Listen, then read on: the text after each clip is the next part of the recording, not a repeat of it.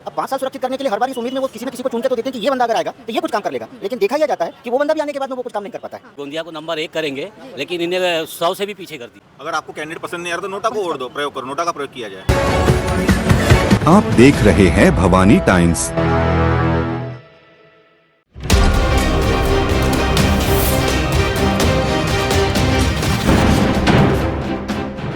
मंच तैयार है, सवाल जनता का है। वादे बहुत हुए, अब हकीकत की बारी है। हर वार्ड से, हर आवाज से निकल रही है एक गूंज।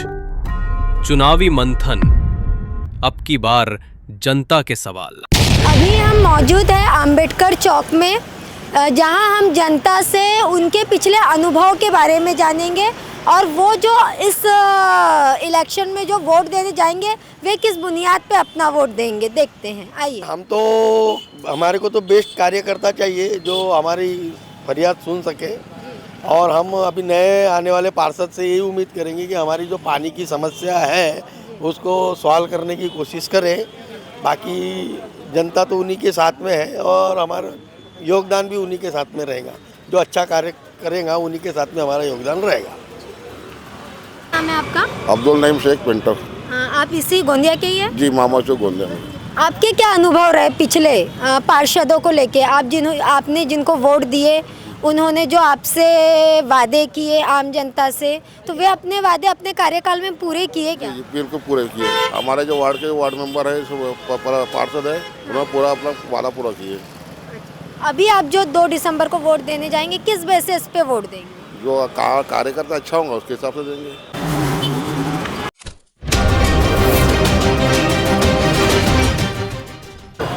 मेरा बाबा पांडे।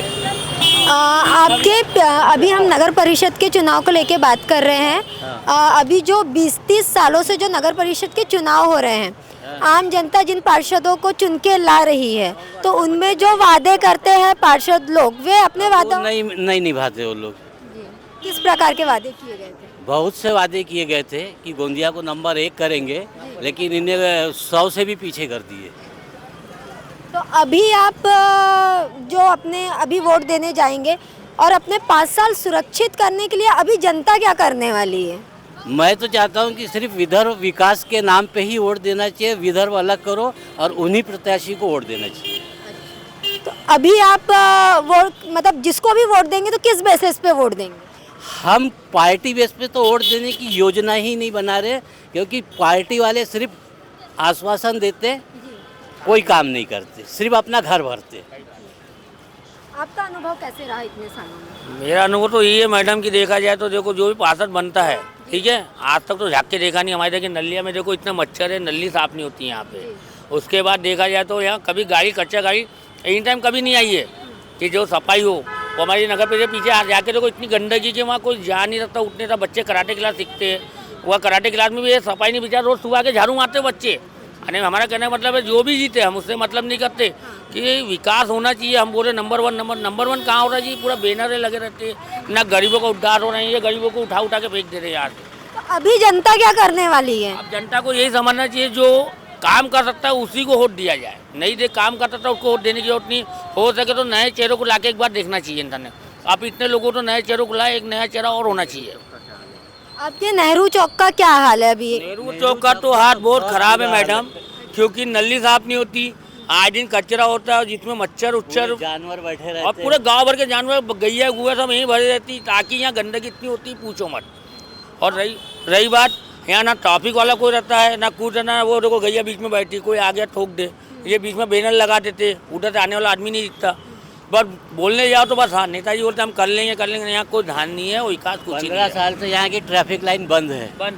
जबकि ये अभी खोला गया था कि ये अपना सिंगल बनाए थे, सिंगल पूरे टोटल बंद हो गए। सिंगल की हालत देखो, कबाई जैसी हो गई है पूरी। अभी आप किस बेसिस पे अपना वोट देंगे? हमारा तो ऐसा है कि देखो जो काम कर सकता है उसी को देख के वोट दिया जाएगा।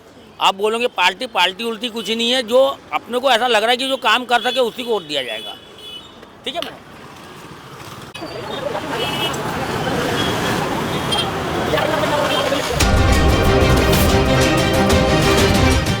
20-30 सालों से जो नगर परिषद के चुनाव हो रहे हैं, उनमें जो आम जनता द्वारा पार्षदों को वोट देके जिता के ला रही है और पार्षद जो वादे करते हैं आम जनता से वे उसमें जनता कितनी संतुष्ट है उनसे? देखो, काम तो कुछ हो नहीं रहे।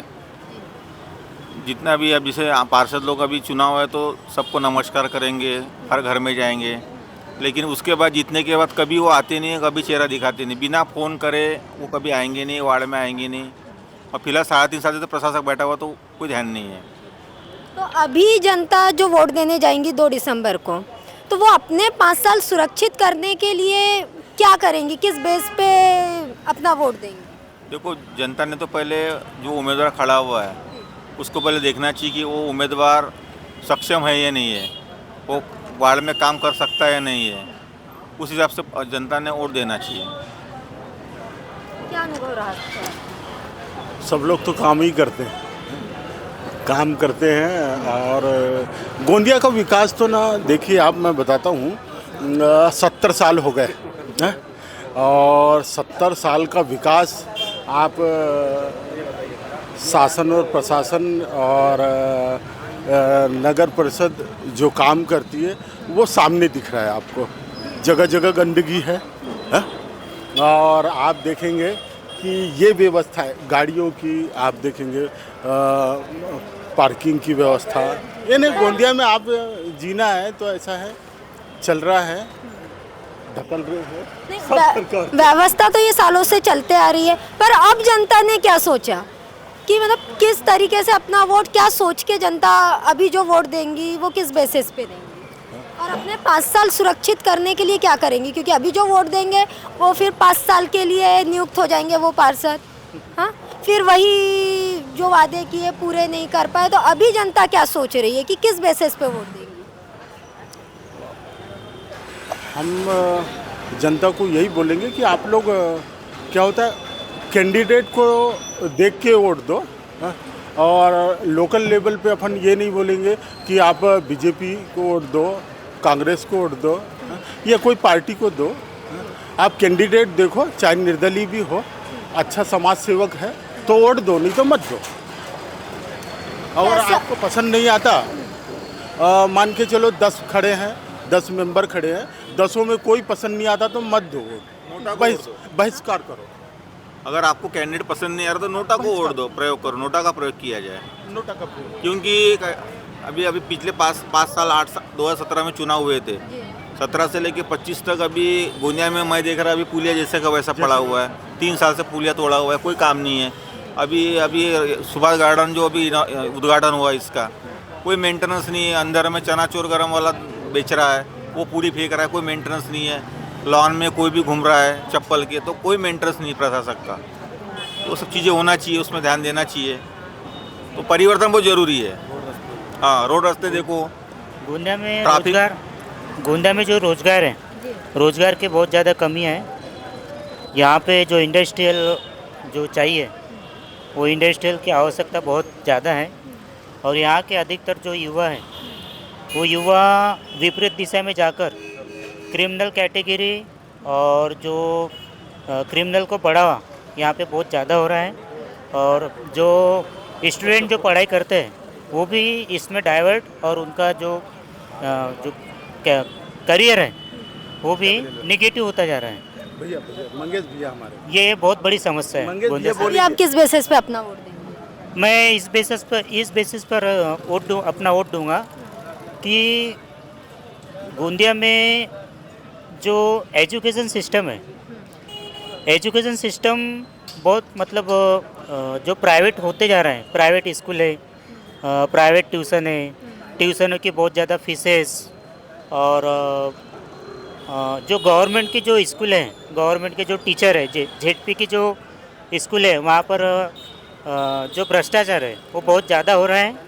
और इसी के साथ साथ में स्टूडेंट को जो एजुकेशन मिलना चाहिए वो नहीं मिल रहा है।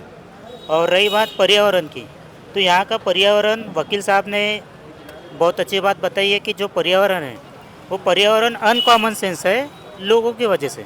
क्योंकि गार्डन में मैं भी जाता हूँ अल्टरनेटली हर 2 दिन 1 दिन में, तो काफ़ी वो नाश्ते के डोनट वगैरह सब फेंके फाके रहते हैं, कोई फुग्गे की दुकान लगा रहा है, मतलब वहाँ पे कुछ ये नहीं है, सिस्टमेटिकली नहीं है। अभी आप क्या देखेंगे? अभी हम नया चेहरा ये देखेंगे जो एजुकेशनल हो, जो मैच्योर्ड पर्सन हो और पब्लिक के बीच में रहता हो और पब्लिक की बात जानता हो और जागरूक हो और उन्हें गोंदिया का जो वर्तमान समय है लगभग 80 से 85% पता हो, उसको हम वोट देंगे।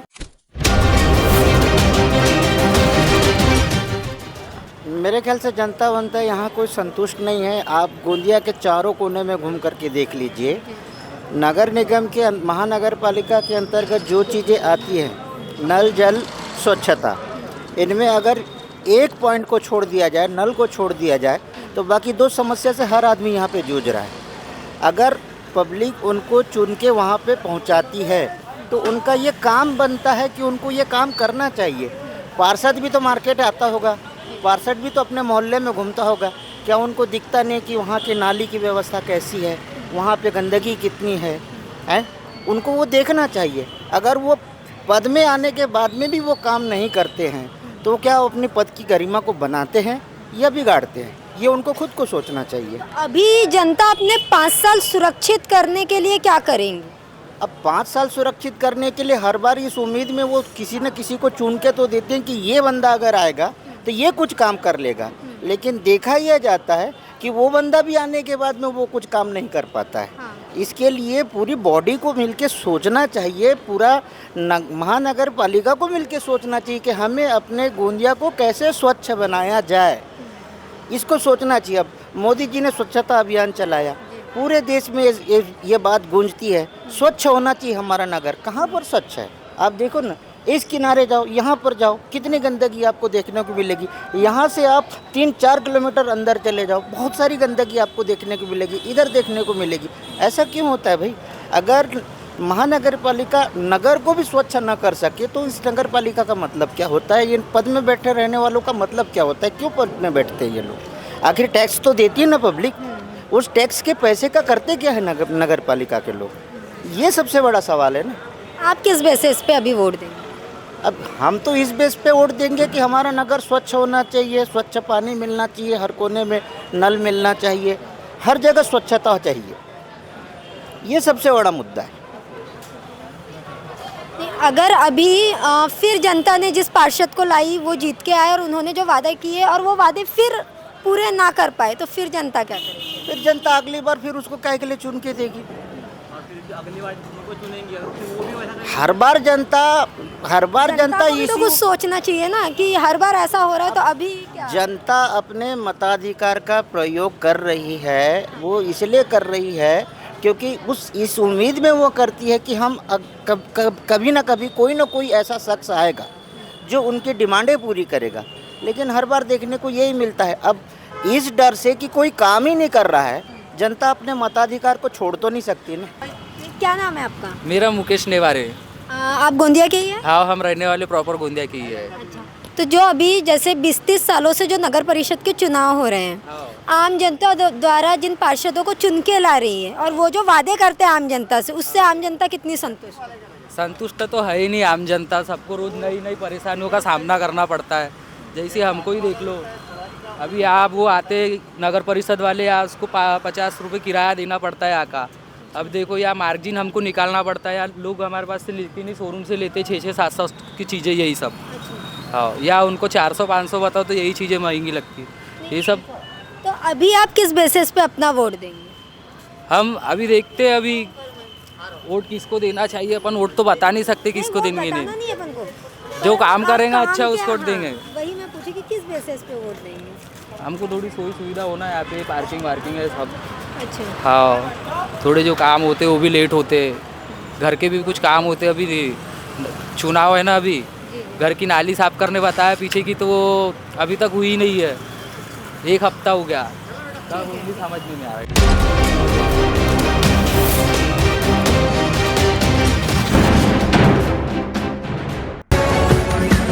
आप देख रहे हैं भवानी टाइम्स।